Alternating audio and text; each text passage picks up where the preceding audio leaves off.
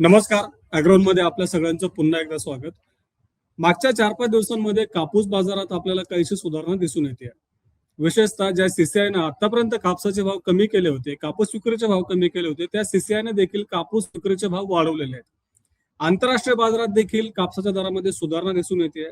मग या पुढच्या टप्प्यामध्ये नेमकं कापसाच्या बाजारामध्ये काय घडामोडी घडतील, कापसाचे भाव सुधारतील आणि विशेष म्हणजे आता सध्या जे कापसाचे भाव वाढलेले आहेत ते टिकून राहतील का? कापूस दरवाढी मागे नेमकी कारणं काय आहेत, या सगळ्या प्रश्नांची उत्तर आज आपण जाणून घेणार आहोत. आणि नेहमीप्रमाणे आपल्याला कापूस बाजारातल्या सगळ्या घडामोडी समजावून सांगण्यासाठी आपल्यासोबत आहेत ज्येष्ठ कापूस तज्ञ गोविंद वराळे सर.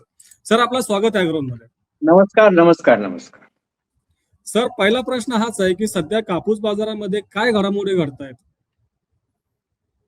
नाही, कापूस बाजार जो मागच्या 4-5 दिवसामधून कापसाचे दर हे वाढत आहेत. तर वाढण्याचे जे कारण आहेत ते खरोखर म्हणजे अचानक कारण झालेले असल्यामुळे हे म्हणजे ह्या काही कालावधीसाठी कारण झालेले आहेत. जसं जर पाहिलं आपण तर हे सध्या युद्धाची जी परिस्थिती निर्माण झालेली आहे, युद्ध सुरू झालेलं आहे. तर त्यामुळे काय झालं की आंतरराष्ट्रीय बाजारात कापसाचे भाव वाढलेले आहेत. त्याचप्रमाणे जे धागा तयार होतो कापसापासून, त्या धाग्याचे दर वाढलेले आहेत. आंतरराष्ट्रीय मार्केट वाढलेलं आहे कापसाचं. त्याचप्रमाणे चायना, व्हिएतनाम, बांगलादेश यांचं सुद्धा एक्सपोर्ट सुरू करण्याचे चिन्ह दिसत आहेत. आणि सर्वीकडे जर पाहतं फ्युचर सुद्धा कापसाचा जो भावाच्या दराचा आहे हा वाढलेला आहे. तर ह्या वाढण्याचे जे कारण जे आहे ते हा कारण म्हणजे प्रमुख कारण जरी तुम्हाला सांगितलं की जसं आता डॉलरचे भाव जे आहे आता 94-93च्या वर गेलेले आहेत. 94 पर्यंत आले की उद्या मला असं वाटतं की 95ला सुद्धा टच होऊ शकतील. तर एकंदरीत म्हणजे जे इम्पोर्टची परिस्थिती जी होती पूर्वी, की जे देशात आपल्याला 50 लाख 47 लाख गाठी ज्या इम्पोर्ट होण्याचे जे अंदाज वर्तवले जात होते, तर ते इम्पोर्ट जो आहे तो इम्पोर्ट मला असं वाटतं आता जो काही झाला पुढे इम्पोर्ट होण्याचे मुळेच काही चिन्ह दिसत नाहीत.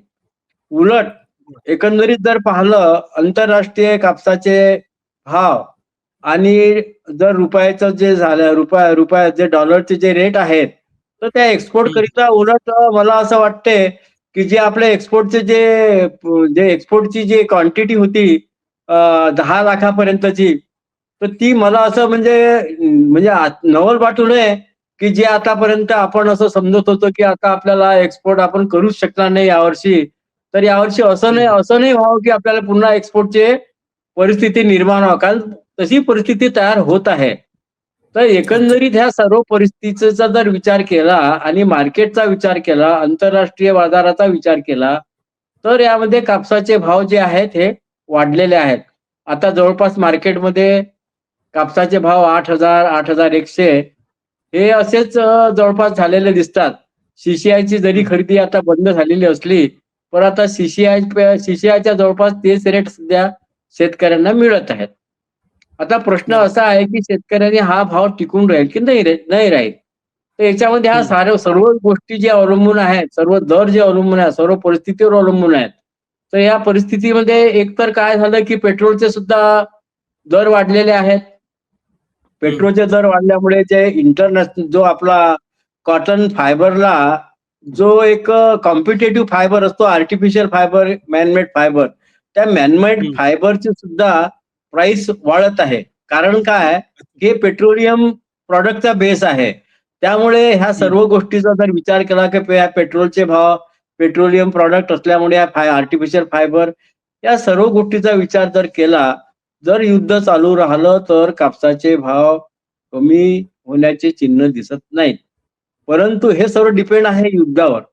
परंतु शेतकऱ्यांनी आता काय करावं हा सुद्धा महत्वाचा विषय आहे, महत्वाचा प्रश्न आहे. कारण आता कापूस काही फार असा राहिलेला नाही, 12-15% कापूस राहिलेला आहे. महाराष्ट्रामध्ये सुद्धा 10-12-15 लाख गाठीचाच कापूस शिल्लक आहे. तर एकंदरीत जो काही शिल्लक कापूस आहे तो जर कापसाचे भाव जर चांगले मिळत असतील, कारण काय की सर्व अनिश्चित काय आहे सध्या हे भाव जे वाटतात ना, हे भाव म्हणजे पुढे टिकून राहतील याची निश्चिती सांगता येत नाही.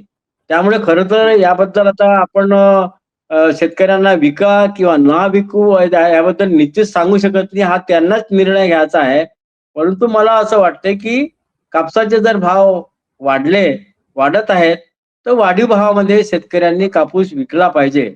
कारण का पुढचे पुन्हा दिवस आहे उन्हाळ्याचे. एप्रिल महिना आता सुरू होत आहे. एप्रिल, मे त्यानंतर ते कापसाची वजन कमी होईल.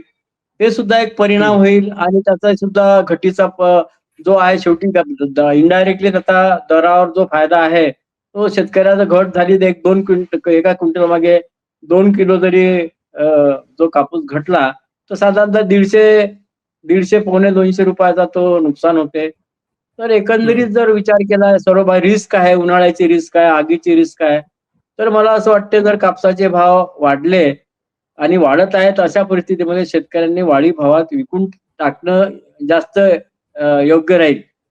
परंतु हा युद्धाचा सुद्धा आता युद्ध किती दिवस चालेल काही सांगता येत नाही.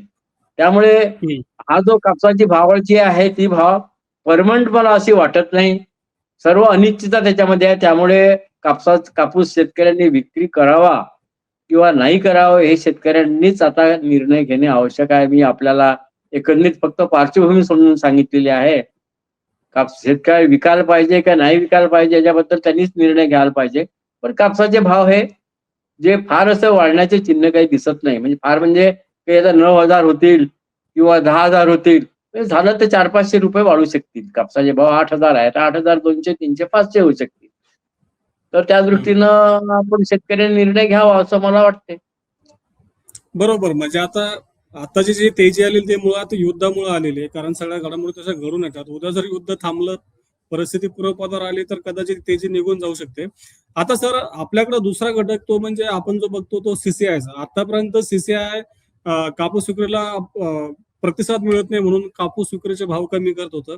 आता मागच्या 3-4 दिवसांमध्ये सीसीआयने जवळपास 1200 ते 1400 रुपयांना कापूस विक्रीचे भाव वाढवलेले आहेत. तर नेमकं सीसीआय आता भाव वाढ का करते असं? कापूस विक्रीचे भाव का वाढवते? नाही सीसीआयला सुद्धा कसा सीसीआय सुद्धा आंतरराष्ट्रीय सर्व घडामोडीचा विचार करूनच भाव ठरवते. त्यांनाही माहित आहे की कापसाचे भाव आंतरराष्ट्रीय ज्या दरावर काही कारणं जे आहेत मी जे कारणं तुम्हाला सांगितले जसं डॉलरचा रेट, त्याचप्रमाणे पेट्रोलियम प्रॉडक्ट जो कॉम्पिटेटिव्ह फायबर, त्यानंतर कापसाचा जो इम्पोर्ट येणार होता तो इम्पोर्ट थांबणार आणि ह्या सर्व गोष्टीचा विचार करून ते सीसीआयकडे सुद्धा एक R&D असते, रिसर्च अँड अनालिसिसचा पूर्ण डाटा असतो किंवा ते सुद्धा एक अनालिसिस करूनच कापसाचे रुईचे दर ठरवतात. आणि रुईचे एवढे दर होते तर चांगल्या प्रकारे गाठीच्या विक्री जवळपास 1.5-2 लाख गाठीच्या दररोज विक्री होत आहे. त्यामुळे त्यांना सुद्धा अपेक्षित आहे की अजून पुन्हा पुढे भाव वाढू शकतील. त्यामुळे त्यांनी रुईचे भाव हे सतत जवळपास 4 दिवसापासून सतत वाढवत आहेत. आता सीसीआय मग असं पुढच्या टप्प्यात असं होईल का की सीसीआय पुन्हा भाव कमी करेल? आता डिपेंड्स ऑन सर्व परिस्थितीवर आहे. इंटरनॅशनल मार्केट आहे, वार आहे किंवा सर्व गोष्टी आहे. आता त्यांनी सीसीआयची जी आहे सर्व सिच्युएशनवरच अवलंबून आहे. त्यांची सिच्युएशनची पूर्ण स्टडी करूनच पूर्ण अभ्यास पूर्ण करूनच ते मार्केटचा फ्लक्च्युएशन पाहूनच रुईचे दर ठरवले जातात ते. अगदी बरोबर. आता सर जसं तुम्ही सांगितलं आणि काही ठिकाणी बातम्या देखील आल्या होत्या की चीन, बांगलादेश, व्हिएतनाम यांच्याकडून भारताच्या सुताला आणि कापसाला मागणी वाढते. तर हे फक्त युद्धापुरतच ही मागणी येऊ शकते. युद्ध संपल्यानंतर कदाचित हे देश आणखीन ज्या देशांकडून स्वस्त कापूस मिळेल तिकडे जाऊ शकतील का आणि त्याचा पुन्हा परिणाम होऊ शकतो आपल्याकडे? नाही कसं आहे ह्या सर्व गोष्टी ज्या आहेत ना आता मार्केटचं जे प्राइस आहे मार्केटची प्राइस आता आता कारण त्यांना समजा चायना किंवा बांगलादेशला पर्यायी जे इम्पोर्ट करायचं आहे तो भारताकडे जास्त चांगला पर्याय वाटते त्यांना. बरोबर. त्यामुळे भारताकडे जास्त पर्याय चांगला वाटत असल्यामुळे त्यांनी इकडे आपल्याला इम्पोर्ट करण्याकरता एक इंटरेस्ट त्यांचा दिसत आहे. पण ही परिस्थिती पुढे चालू राहील किंवा नाही राहील हे आजच आपल्याला मुळीच सांगता येत नाही. बरोबर. कारण ते वाहतुकीचं भाडं मोठ्या प्रमाणात वाढल्यामुळे कदाचित हे देश आपल्याकडून खरेदी करत असावेत. ते आहे वाहतुकीचं भाडं आहे, पुन्हा रिस्क पण आहे, इन्शुरन्स आहे, फ्रेट आहे. त्यामध्ये इतक्या समजा दुरून अमेरिकून त्यांना बोलवायचं असेल किंवा आपल्या बाकीच्या ब्राझील वरून जर हे बोलवायचं असेल तर तो इंटरनॅशनल जो फ्रेटचा रेट आहे आणि रिस्क पण आहे ना. इन्शुरन्स पण खूप वाढलेले आहे त्या वारच्या सिच्युएशनमुळे. तर बांगलादेशला आपला इंडिया तर कसं आहे तर एकदम म्हणजे सरफेस ट्रान्सपोर्टच त्यांना होऊ शकतं त्याच्यामध्ये. धन्यवाद सर, आज तुम्ही वेळ दिला आणि एवढ्या महत्वाच्या विषयावरती आम्हाला मार्गदर्शन केलं. पुन्हा काय बाजारामध्ये घडामोडी घडतील, त्याचा काय परिणाम होऊ शकतो त्यावेळेस आपण नक्कीच भेटूयात. धन्यवाद सर. नक्कीच. थँक्यू.